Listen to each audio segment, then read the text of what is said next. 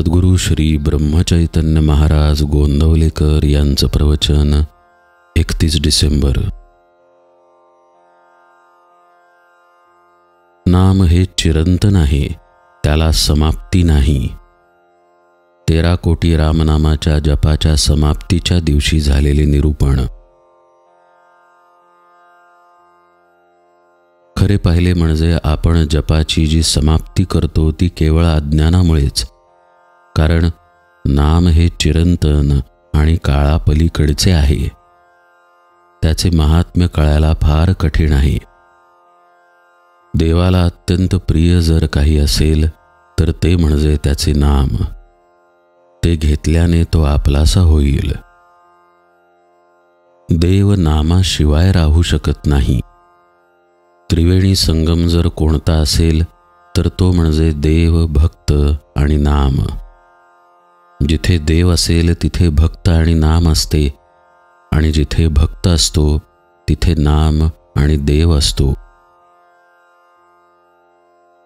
तुम्ही लोकांनी सेवा फार केली। खरोखर जपाची सांगता करून तुम्ही राजाला लाजवील अशा रीतीने उत्सव साजरा केलात।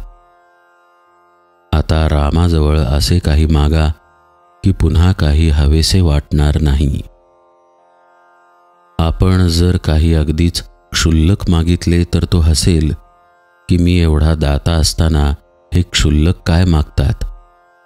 तर आता त्याच्याजवळ देवा माझे समाधान निरंतर टिकू दे आणि तुझ्या नामाचे प्रेम दे, हेच मागणे मागा। भगवंताला पूर्ण शरण जाऊन सांगा, भगवंता मी हा असा आहे, यात सुधारणा होणे माझ्या हाती नाही। रामा मी तुझे नाम मरणापर्यंत घेईन तरच जगेन। स्त्रियांनी एकच करावे, पती देवासमान मानून देहाने त्याचे व्हावे आणि मनाने देवाचे व्हावे।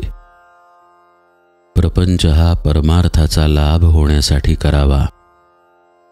कुठेही गुंतून राहू नये, कोणत्याही उपाधीत सापडू नये। उपाधी रहित राहण्याचे साधन म्हणजे उपाधी रहित असलेले भगवंताचे नाम सतत घेणे। नाम घेतल्याने श्रद्धा दृढ होईल आणि नामाची गोडी लागेल। जसे पाणी गोठल्यावर बर्फ होतो त्याचप्रमाणे नाम घेतल्याने श्रद्धा घट्ट होते।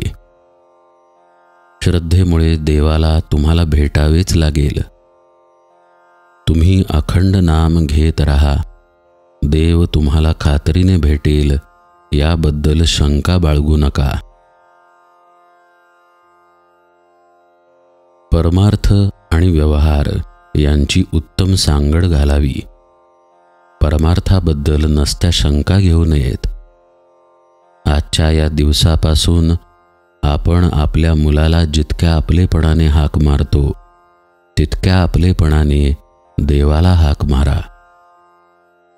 आणि आतापर्यंत जितक्या आवडीने भगवंताचे नाम घेतलेत तितक्याच किंवा त्याच्याही पेक्षा जास्त आवडीने आणि निष्ठेने ते घ्या। अंतकाळी अगदी सगळ्यात शेवटी सुटणारी वस्तू म्हणजे भगवंताचे नाम पाहिजे। नामात शेवटचा श्वास गेला पाहिजे। नाम इतके खोल गेले पाहिजे की प्राणाबरोबरच ते बाहेर पडावे। असे नाम जो घेतो त्याला देहाच्या सुखदुःखाची जाणीवच राहणार नाही, तो आनंदात राहील। मला खात्री आहे राम त्याचे कल्याण करील।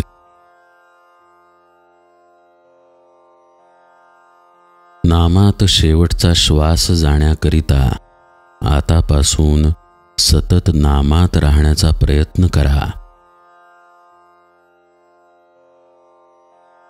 जानकी जीवन स्मरण जय जय राम।